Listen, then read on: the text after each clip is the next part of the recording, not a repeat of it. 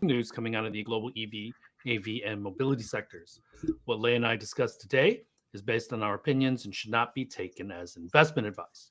For those that are new to the show, welcome. And to our loyal listeners and viewers, welcome back. We ask that you smash those subscribe and like buttons so you don't miss anything from us in the future. Also, I'm confident that Lay and I are two of the most knowledgeable folks in the world doing this. So help us get the word out about the show to others. My name is Tu Lee. I'm the managing director at Sinowato Insights, a global management consultancy that helps organizations bring innovative and tech-focused products and services to the transportation and mobility sectors. I write a free weekly newsletter that we pull many of our discussion topics from. You can sign up for it at sinowatoinsights.substack.com, which of course I encourage you all to do. A not going anywhere this weekend, Lay. Can you please introduce yourself? Yeah, a relatively slow week, Lei. This is your co-host Lei Jing, former chief editor of China Auto Review, and this is episode number 199. Yeah, relatively slow week on the China side of things. Relatively. Relatively less fireworks than the previous The weeks. Germans and the French had a lot to say, though, didn't they? Well, that's probably where we'll start, I guess. Especially we've heard some earnings over the last few days, and again, there's no China was on the agenda. Any way you look at it, right? So So, where do you want to start, man? To summarize this week, Mercedes had earnings. Porsche had also well, there was an that event. report on Yeah. yeah. So And Renault also reported. mm-hmm. And there was an article, I think, in Bloomberg that said that the numbers, at least for the results, were similar to Mercedes in Q4. So I must admit, I underestimated Luca De Meo's or overestimated the dire. I don't think I overestimated how desperate Renault was. Maybe I should give Luca a lot more credit than I'm giving him because Well, mm-hmm. in the short term he's turned the organization around quite substantially. So you want to start with Renault and I mean, yeah. Mercedes and move on to I mean, Porsche? we gave Renault a ton of credit back in October when we were at the Paris Motor Show because they had, I think, it's their home court, but in terms of product rollout and plans, I think they had, in terms of the auto show, they had one of the better booths, I think, and he was a star, right? And he continues to be uh, Renault one of the better positioned, whether financially or product roadmap, even though there's near to no production of Renault group brands in China. Although this is something very interesting, not often seen for a foreign automaker that's not relevant or actively producing in China. Renault has set up a R&D center in China to develop some of their future models. That's quite an interesting play and not surprising given Luca in his Volkswagen Group days. I mean, right? It's a lot is hinged on China. So there is China play. They work with Geely on the horse powertrain joint venture. Um, Didn't but they again, announce that they're going to and then work with Geely on manufacturing as yeah, well? they also Geely also bought a stake in Renault de Brazil, Yep. which is an interesting play. So I think it's almost like a light asset approach where they're not actively in China, but they're actively working with China, even though they're not producing that much. Um, so that's kind of my 2 cents. It's it's what we had said last week, where it's just very hard to quit China cold turkey, and unless you're forced out, you would rather stay in there, at least even just for a manufacturing footprint standpoint, because China gives you access to Asia, South Asia, Southeast Asia, East Asia. And even though a lot of these companies don't ship to those parts, that could become, if my theory holds, that the next 30 or 40 years worth of global growth is likely going to come out of South Asia, Southeast Asia, and not non-East Asia. So not Japan, not Korea, not China, but the South of Asia. Then this is very, very important manufacturing beachhead for them. So Manufacturing, R&D, again, it doesn't have to be manufacturing. It could be something else, because I mean, so far this year, the big headlines in terms of tech have been coming out of China. The DeepSeeks, the Unitrees, the Naja, the movie, um, and which has resulted in, now we have Baidu announcing free Ernie Bot Grok 3 from Elon, right? This is raising the level of competition all of a sudden because of China. So Morgan Stanley published a humanoid report this week and ranked the top 100 humanoid companies or humanoid associated companies. And I think over 40, I want to say 47, over 40 of them were Chinese. So Unitree obviously being one of them. Now, companies here in the US that are doing humanoid, there is a Figure, there is a Tesla, there's one other company, I forget its name, that's based out of Austin, Texas, that just raised, I think, over 300 million. So there are companies in the West that are also doing it. But to your point, Lei, it's just that when there's one of something in China, there's normally 10 or 12 of something in China. And a lot of it is ex-Western employees that go back to China or were working for the Chinese subsidiary of X company or Y company, because the autonomous vehicle OGs in China, a lot of them came from the Baidus, the Waymos in Silicon Valley. Tony, James, they came from Baidu, from Silicon Valley, and then moved back to China and launched their operations. So, Tony Han, the WeRide, he was a professor at the University of Missouri, I want to say. Yeah.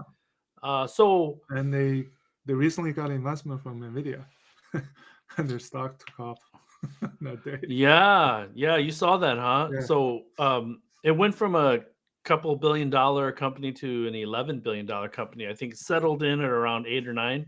Yeah. So for those people that are wondering whether NVIDIA can be a kingmaker, yes, they can. Now, I want to point back to you and I sitting at the Mandalay Bay Arena with 12,000 of our other friends. And one of the last things I remember Jensen saying was autonomous vehicles will be the first multi-trillion-dollar robotics industry in the world. So now, does Jensen have a reason, an incentive to say that? Yes, because obviously they invested in WeRide, and WeRide is probably buying a bunch of their silicon. Although, depending on what the Trump administration does, that could not happen in the future. So I don't know how that's going to play out, but I'm leaning towards, generally speaking, Chinese tech companies are going to be throttled back from buying Western silicon or silicon that has Western IP in it. Yeah.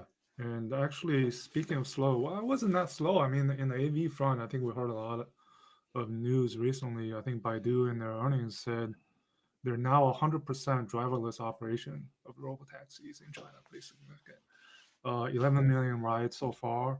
And Pony just got a license to offer this on a trial basis, a fixed route in Guangzhou going from airport to airport and the high-speed rail stations.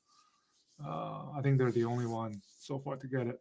And Lyft sent something out on a blog about their positioning in a future AV, and Uber talked Yeah. about it. And Tesla is still preparing to launch the Austin unsupervised. So Waymo still does not want to do the LAX SFO loop. So Not yet. Yeah. And this points to what Wang Chuanfu said about and this is what I'm not clear about, Lei. Did he mean all Chinese EV companies or BYD specifically? He said that generally they are 3 to 5 years ahead of their Western counterparts. Well, in So- what? In electrification or? No, just technology and features and things like that. So, did you see that? Because Yeah, I he saw had that. made it. Yeah, so that's what I wasn't sure of, whether he was just talking about, in general, the Chinese EV companies, or specifically about BYD. So, Well, I think in general, I'd say that's based on the recent developments and based on what BYD is trying to do, right? They launched today. They just launched the Function Bell 5 with the smart driving edition, right? Yep. With lidar, and now they're also going to launch the Denza N9, the D-Pilot 300, which the God's Eye B with lidar. Right, those are coming. I think comparatively to the leaders, they're still a bit behind in terms of the capabilities of these NOA features, but right, they're trying to catch up, at least on the basic highway, AVP features. The So, biggest yeah. question this week that I've gotten, Lei, is how good is it? So, I guess we'll have to find out in April. I guess so. Yeah. Because I don't know. I've never driven it. So Right, we can't my say two for sure.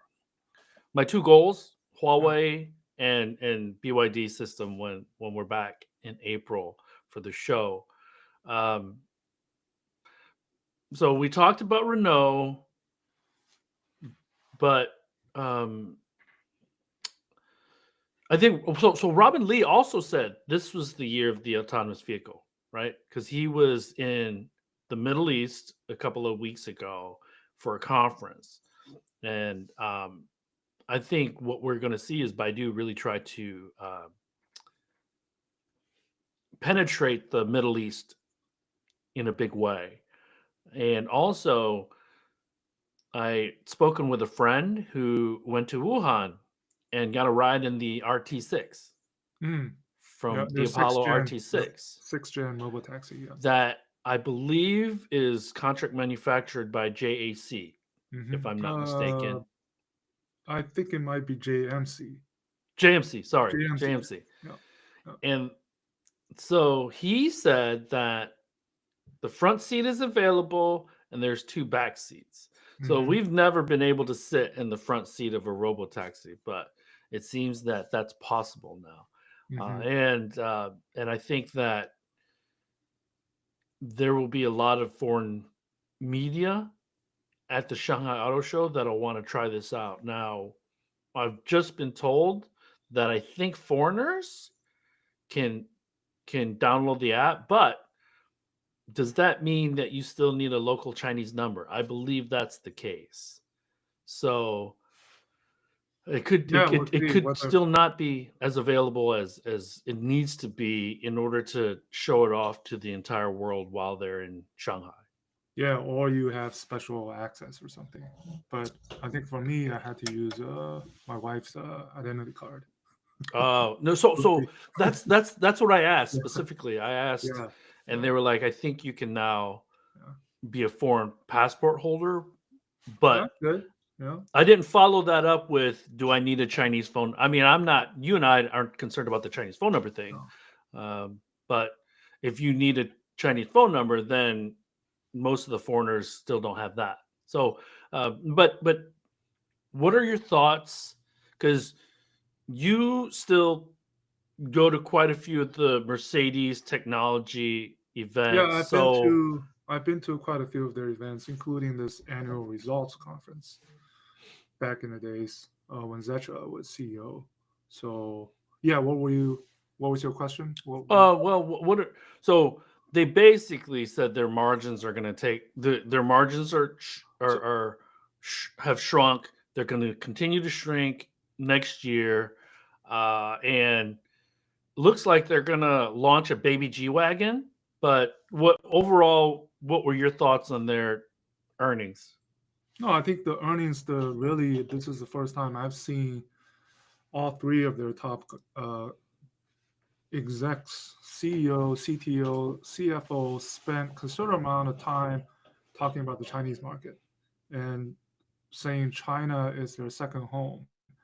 And when they say it's second home, it means more local for local, more R&D, more doing things on the ground, more specific apps and features only available to their Chinese Mercedes owners. And I think they drove this message. And then what they're doing right now is they're doing three things at the same time: cutting cost, trying to be more efficient on one track, still spending on R&D on another track, and these product launches that are they're betting uh, that will help them in the next wave until 2027, right?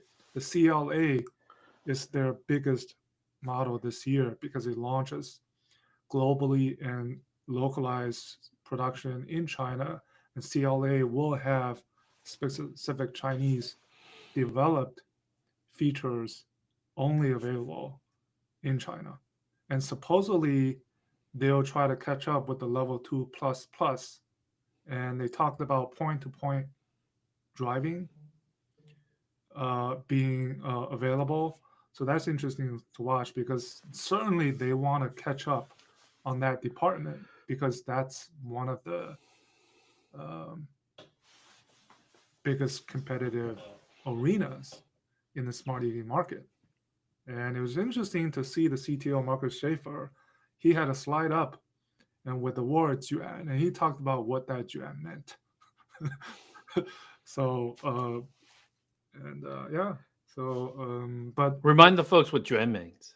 Juan literally it means involution, but it's Mary Barra calls it drive to the bottom, and Ola Kalina says it's a Darwinian competition. So that's what it means. Like you've never seen before. Yeah, If I you call it think Barbat. if you think the tech competition between Amazon, Google, Apple is really intense for the home, And for the entertainment, then times about 5 or 10, and that's what you get currently in the automotive space. and there's another element of Juan that you don't see anywhere else in the world, but only in China, is these CEOs. Um, what's the word? They have this kind of beef, but not beef. They would tweet this stuff on Weibo and say, oh, you did this, I'm gonna do this, and we welcome you to experience it. Prime example is the Maxtro S800. They did this tire blowout thing, and then Li Bin came right back with another video of all four tires of the ET9 doing the tire blowout test, and they're like, "Oh, let's this is all we want to do is push these higher, more safety features out, and I commend you for doing this. But we can do this as well. So You know, what's really important, Lay, is that these it's it's almost like it's a Mianza thing. It's showing off, but not showing off. It's showing off in an Asian way. yeah, Because you and I know that the Asian culture is more about not bringing attention to yourself, but the Chinese have perfected bringing attention to yourself, but also being like self-deprecating or very, very humble in a way, right? Think Lei Jun, okay? He basically rips on his competitors, but in a very soft way, so that it's not overt and people get upset. I mean, Okay, the recent Ultra, they had this lap record in one of the tracks in I forget which city, and he specifically tweeted something out, and he said, "Oh, we still respect Porsche so much. They're the benchmark. They're the gold standard." But you look at that as, is he really? I mean, it's almost like a diss, but in a not a diss way. oh, it's a total diss. Yeah, and It's a then total diss. Porsche came back. Porsche tweeted something and said, "Oh, we love seeing this, and we're still the kind of the benchmark, and that's part of the giant that's not on the price war part of it. That is pretty prevalent in China." So one of the things that I wanted to really emphasize, Lay, is that when we look at ABB specifically, and let's add Porsche into that, the difference between, and I'm going to specifically say and call out the German companies because of the number of the sales volume that goes into China and the amount of profit that each of these German brands pulls out of China. This is where they're different than these D2, right? And this is Yep. where they're different than Stellantis. They got really addicted to the growth. They got really addicted to the high profitability. And they took advantage of the low manufacturing costs and just dove right into building a huge manufacturing footprint in China. And so we're still seeing growth. It's the only major market in the world that's still seeing growth. And so if you look at the European market, it's a distant third to the United States and to China. And the United States is a distant market, a distant second from the China market. So I'll give you a quick example. 311 or 315,000 vehicles sold by Porsche last year. They're looking at 250,000 this year. 60,000 delta. So if we do a percent, that's probably what 30 something percent or something, close to 30%. So this is why they can't leave the China market, because they're not who they are without it. And as much as Europeans and Germans specifically want to say these are German companies, this is, Germany is their home market. Of course, it's their home market, but guess what? They care more about the China market right now than they do about the German market. And the only other market that's buying their products en masse is the US market. They say North America, but North America is basically US, like Porsche. And so 310 or 315 for Porsche last year globally, about 60% of those were Macans and Cayennes. And there was an article in Bloomberg that was like, oh, Porsche wants to make up the sales losses with increasing sales of the 911. A couple of things. You and I are just car guys, so we just love following the stuff anyway. How many derivatives can you have of the 911, right, Lay?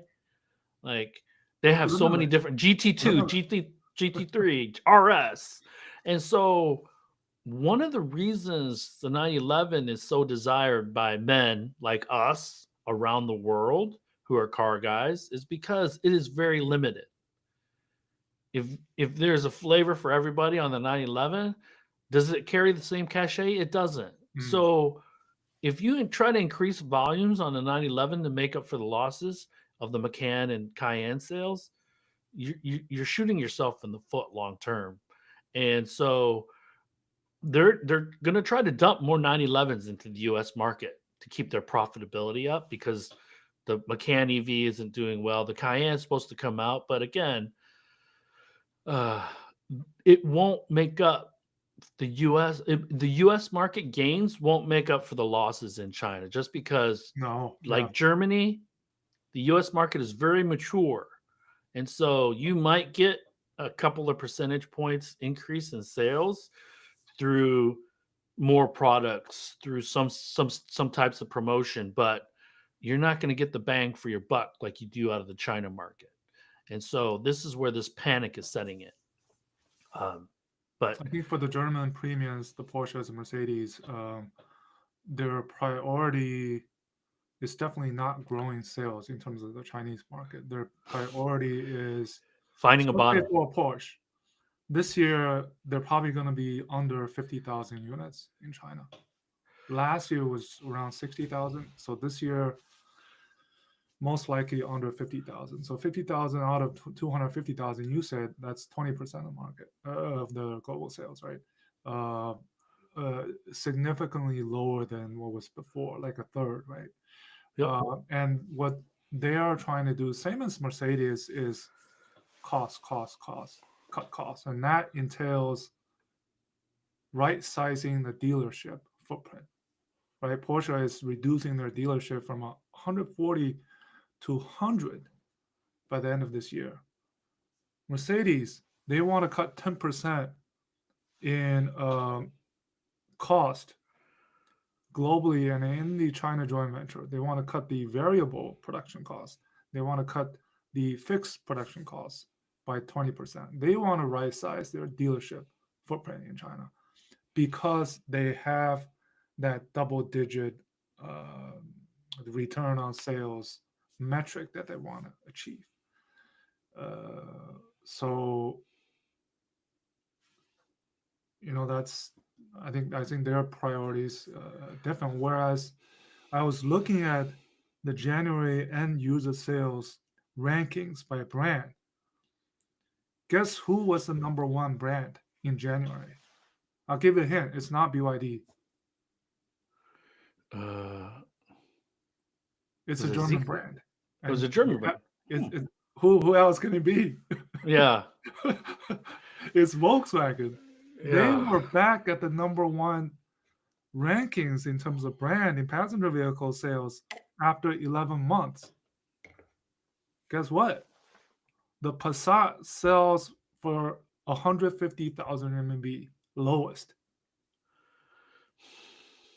They talk about value over volume, but in actuality, these price adjustments have helped, at least in the seasonally different. Yeah, January. You and I always talk about January and February being tough months to really glean any meaningful nuggets of insight out. Yeah. So, but at least for January, BYD was second. Geely But was that's third. So, but you raise a great point, Lei. That's why there should be this huge asterisk next to the Volkswagen, because how much have they had to cut pricing in order to get back to that number one spot? Okay. And if we think about Porsche, they don't discount. Okay. But BMW has, Mercedes has, Audi has, all in the China market. And just to give people a frame of reference as to how profitable for Volkswagen Group Porsche has been traditionally for them. The ABB, they typically sell between 700 and 850,000 units in the China market.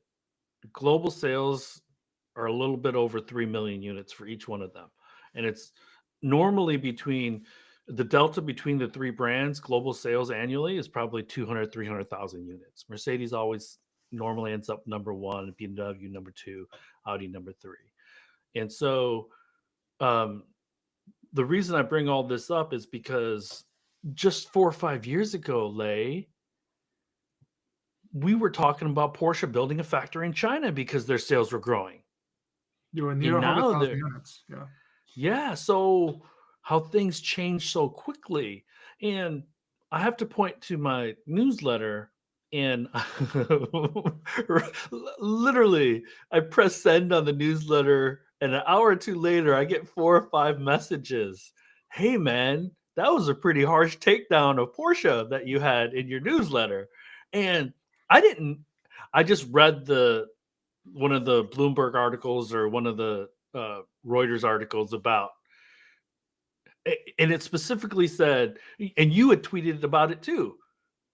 It said that U.S. took over the number one Overtook. spot from China, overtook, and I was like, It's okay, correct, but no, it's a terrible, terrible.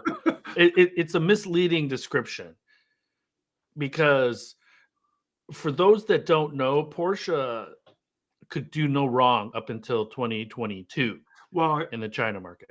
so saying China overtook the U.S. as Porsche's largest market versus U.S. overtaking China as the largest market, that's completely different things. Yes. It means completely different things. Yeah. And the reason it means different is because starting in 2022, sales of Porsche went down 2%. The first time since it entered the China market in 2001, since they saw sales shrink. And that could have been an anomaly, but then follow that up in 2023 with 24, yeah. 15% Mhm. shrinking. And then last year, 28%. Okay. So to say that the US, both of these markets were growth markets, but the US was just a better growth market is completely misleading, because they're losing their shirt in the China market. Porsche is. And so it got me thinking. I did a quick Google search. How long has Bluma been the CEO of Porsche? And so it boggles my mind that people aren't held responsible for the things that are happening that are supposedly they're supposed to be leaders of these companies, these brands. And then not only not only does he not get pushed out, but he gets additional Volkswagen Group as the CEO. So I think probably changes on the horizon. Soon enough. but Lei, let me ask you, if your financial advisor lost you 2%, lost you 15%, and then 28% in a market that's growing, would you be like, okay, I'm going to give you more money to manage? That's what they did. That's what Volkswagen Group did. That's what the board did. So so when I sat down to write, it's just a stream of consciousness. I'm just typing, and then I was thinking about it. I was like, what? And so this has to be. Let me be honest with you, Lei, and you please be honest with me. This has to be one of the worst management jobs in the automotive space in the last 30 years. Can you think of any other?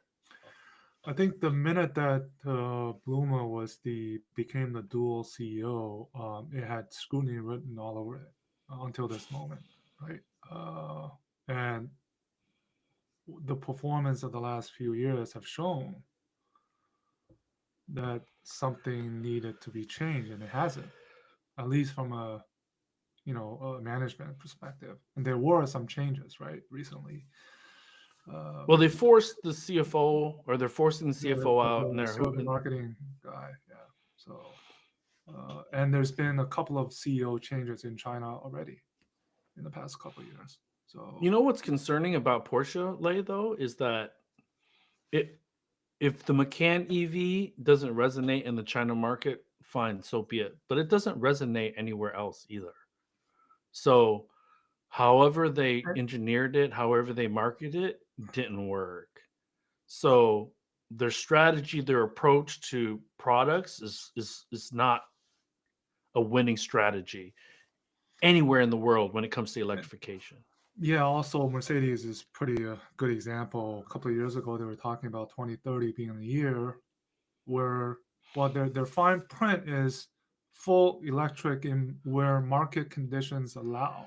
Yep. Now that's completely gone, right? All of their upcoming products, right? The CLA has an ICE version, but they the EQ era is gone, right? They're going back to the original naming.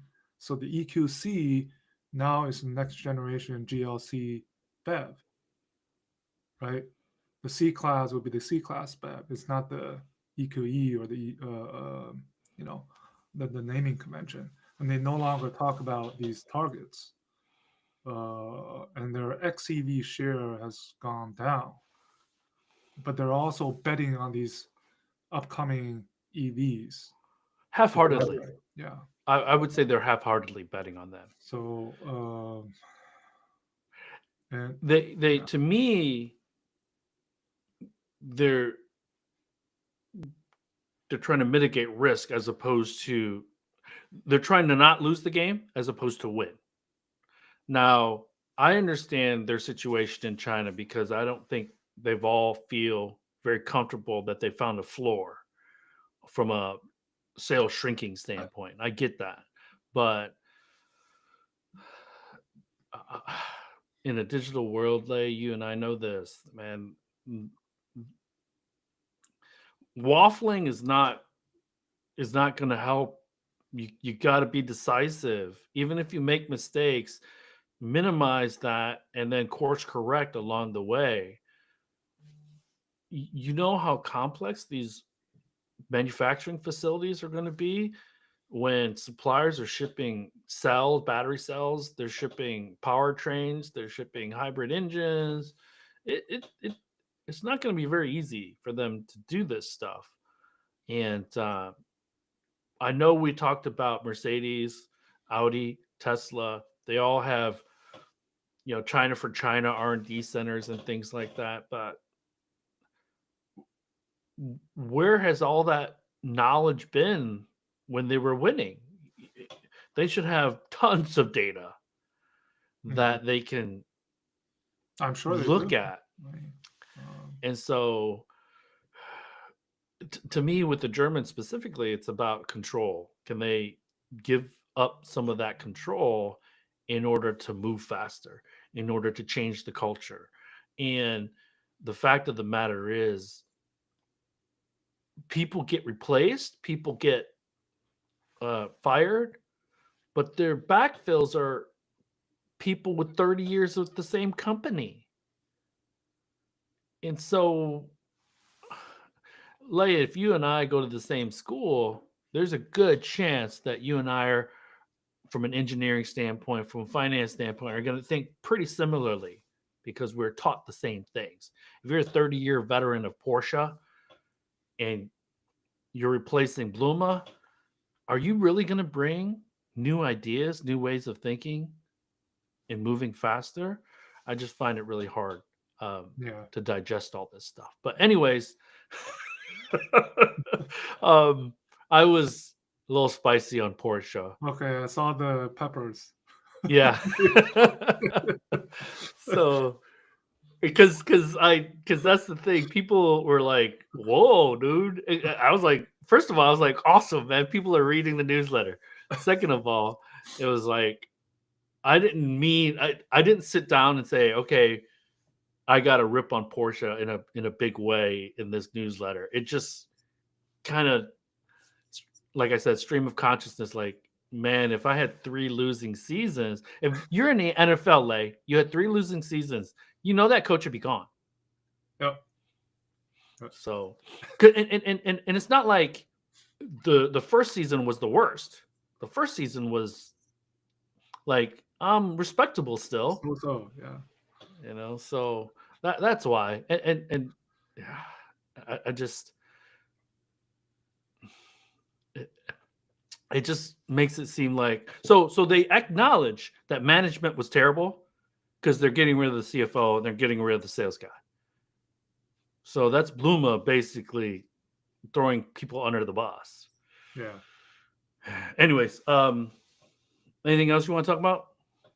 No, I We mean, could talk about Stellantis launching their own level 2 level version. 2 plus and level 3, perhaps. Yeah, auto drive, Stella auto drive. Finally, they're in the game. They're in the game, but this is how I would categorize the global intelligent driving game. And you let me know what you think. GM, Ford, Stellantis, very limited. Let's put them in one bucket.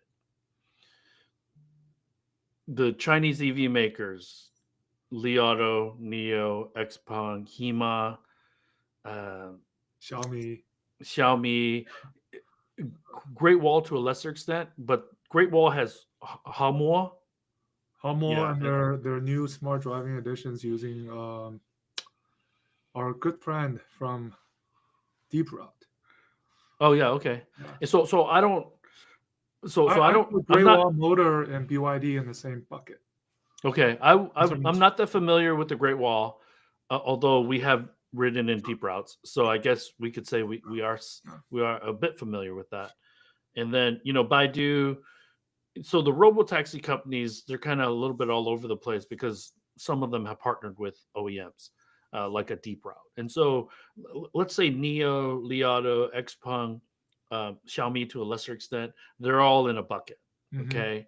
And you almost, in the United States, and this is where Tesla needs to be in different buckets in different regions, right? Because FSD in North America is like Wild West. Yep. You turn it on and you are responsible. In all of the D3, you can't turn it on, or you can only turn it on in specific situations. So how would you describe these buckets with regards to the ones that we've tried and the intelligent driving, if we're looking at the Chinese EV makers versus the Western ones? Well, I mean, you explained it pretty well, right? The Weixiaolis and the Huawei and Xiaomi, they're in one bucket, right? They're out in the front, and there's a bunch of others catching up in the second group. Now, I'd probably put Tesla within those second group in China, but in the US, it's Tesla out in front, and then the rest, basically, right? That's probably the simple way of putting it. And then this year, I think we're also going to see some things in between the robo taxis and the level 2 plus, because there's talks of level 3 capability reaching a kind of a ChatGPT moment.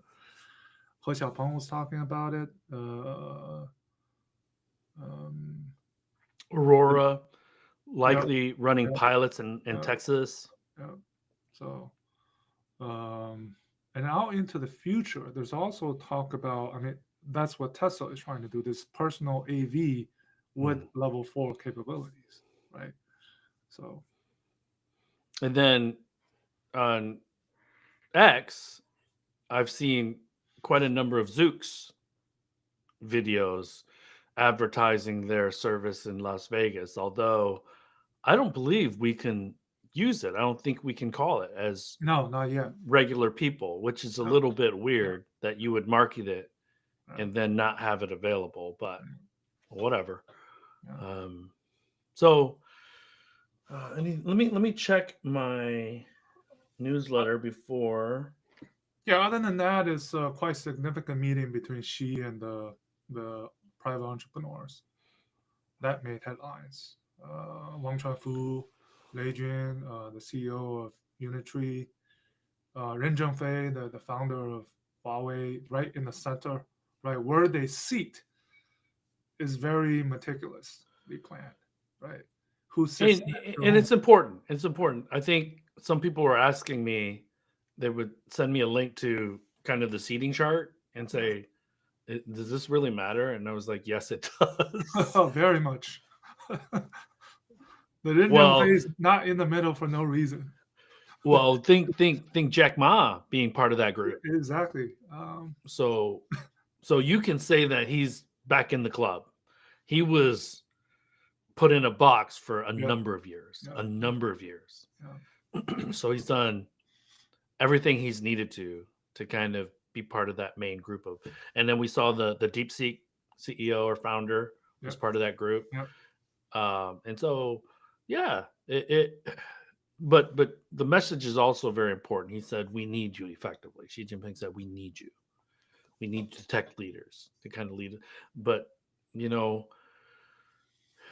he also 5 years ago slapped the technology industry in general down pretty heavily. So, Yeah. and with every single one of those companies leaning more heavily into data and how it's used to create insights, that's what's going to be really interesting to see the policies moving forward when it comes to China, not even foreign companies and Chinese data. I'm saying Chinese companies and Chinese data. So that'll be the interesting thing. And the background and all that is where the data center is going to be in the Middle East, where the data center is going to be in Europe, what silicon is going to be used to drive the algorithms and the training at the data centers. These are the underlying questions, and they become mobility questions. They don't become consumer tech questions. They don't become, or they're not consumer tech questions or e-commerce questions. Now they're mobility questions. Mm-hmm. So,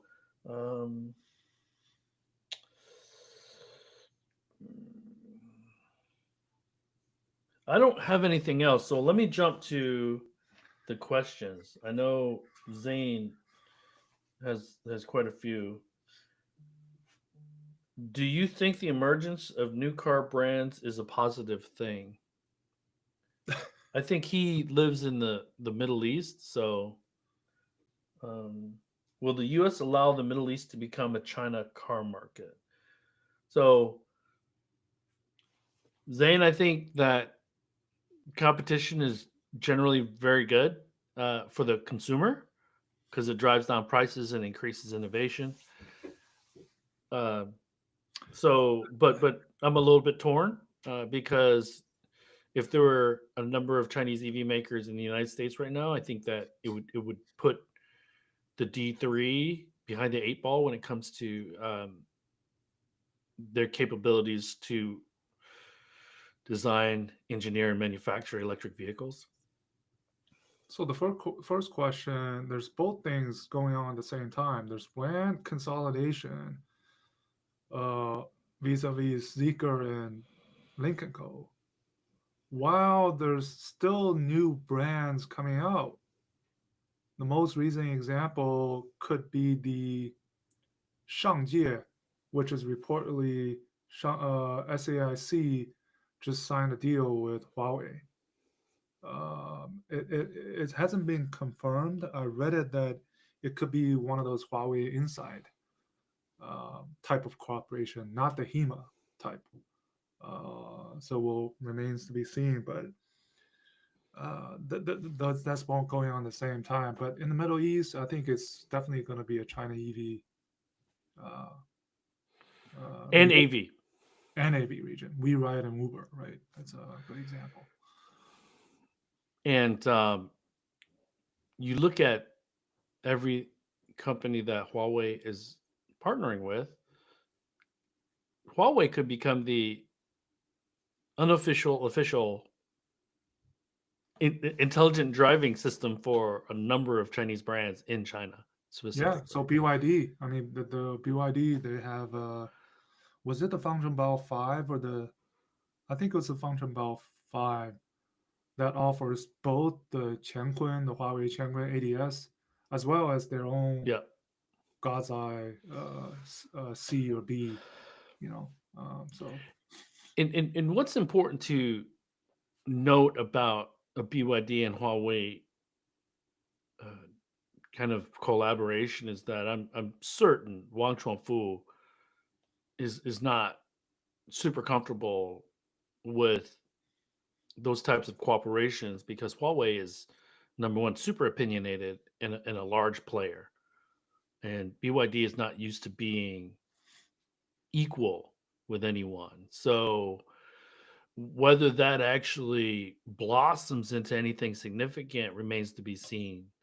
And we also have to remember that BYD is the international Chinese EV company.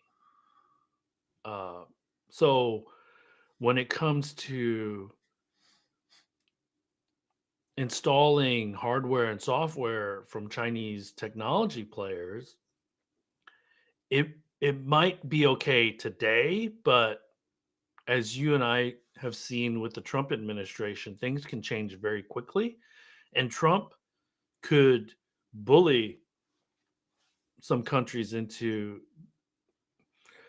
let's say, adopting US policies towards Chinese connected software and connected hardware. Yeah.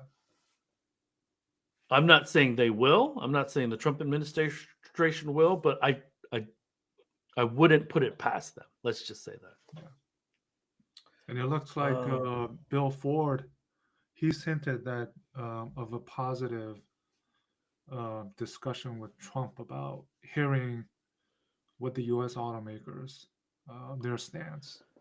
And it looks like she is also Trump is also hinting that they'd like to work with China on the tariffs if possible, but those are fluid. And the last thing I will say again, the January sales, February sales will be probably lower because of the shorter month and the carryover the Chinese New Year. So don't draw any conclusions. I know there's a lot of fans of certain brands that gets to me wait till the end of March to draw any conclusions at all. So Well, the other thing too, Lay, is that there was that rumor that Neo was cutting 50% of its staff. And then we saw Afonso had posted an article about BYD paying people to help them determine who are creating these rumors on social media. So that's another part of the trend. yeah, these are targeted attacks that don't happen as often, I think, in the Western markets as they do in the China markets. Yeah. And part of that reason is because the car buying public in the Western markets are they trend older, so they're not as active on social media. But in China, the target market between 30 and 50 years old, they're on social media all the time. So they get a lot of their news from social media. Yeah. And so, yeah, let me. Zane had a ton of questions, so I think we can answer a couple more, and then maybe I can Sure. type some answers in. So, are we close to seeing an electric car that travels 2,000 kilometers on a single charge? Will China be the first to enter the 2,000 kilometer club? There already are. Well, when you say an electric car, right, it could mean different things. Is it a BEV? Is it a PHEV? Some of these PHEV have proven that they can travel 2,000 kilometers or more. There's already those on the market. I think Chery had one. Right, the Denza N9 supposedly gets 1,300 kilometers total range for a full size SUV. You know, so Okay, so the last question I'll ask for Zane is: do you think Volkswagen Group is slowly sinking? um, well, there I was. think I think the sales numbers point to it. Well, they're under pressure, but I think they're still. I mean, they invested into Rivian, they invested into XPeng, they made a lot of these bets that are we don't know for sure yet whether they'll be come to fruition uh, in terms of helping them, whether it's market wise or financially. No, I don't think they're sinking. I think they're definitely uh, still on a downward trend. Um, you know, So and Mason has a quick question. Last one before we end the show. What's your take on Nikola filing for bankruptcy? it was never meant to be. That's, uh, I mean, how they started with was it Trevor Milton, right? Yep. That bad publicity of that stunt, right? It was downhill from there. I don't think that you ever gain the trust as a whatever happened. He says something else about Well, dude's in jail. yeah. Uh, I think he published So something about what happened, and uh, the other thing too, Lay, is that so to peel the layers of the onion back a little bit further, GM had um, talked about investing in Nikola, right? Because Steve Gursky, the ex GM chairman of General Motors, Wow.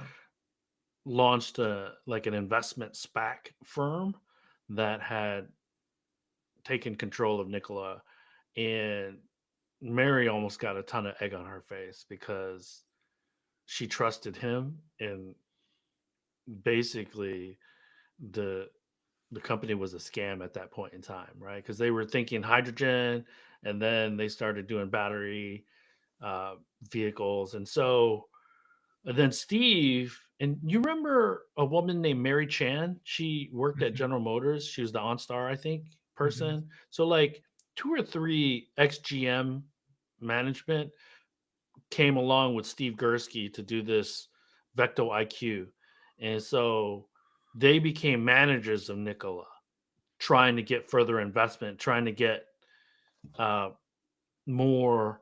They're trying to stabilize the company effectively, right? Because they probably were in line to lose a bunch of money, and so they obviously weren't able to raise any more capital, any significant capital, and so this is and so I want to say that if we look at Nikola was never a really positive story, okay? And it lasted this long. It IPO'd and it lasted this long. So when people talk about Chinese companies consolidation and Chinese EV companies going out of business, this could take a while. It's not Yeah. like okay, it happens in 2 months. It is a slow burn a Heck, I lot of was times. reading about something that WM Motor was being resurrected. Right? Talk about consolidation when you Uh, have zombies that never die. and So then and then Too Simple. There's a little post about Too Simple I read about how they are getting they, sued by their employees or something. yeah, but they completely pivoted to a different arena in Yeah, China, right? yeah. And So, yeah, so anyways, everyone, I didn't think this was going to be a very long show, but we were able to. there's So, always anyways, something to hey, talk about. There's always something to talk about, and then we end up, you know, talking a lot. everyone, thanks again for joining us. Good morning, good afternoon, good evening. We will talk with you I think next week for our 200th episode. Oh So, yeah, Lay, I know 200. you're going to have some poetry or something. Uh-oh. I'll prepare some. So, please do join us for our 200th episode. Everyone, have a good Oh, weekend. talk to you guys.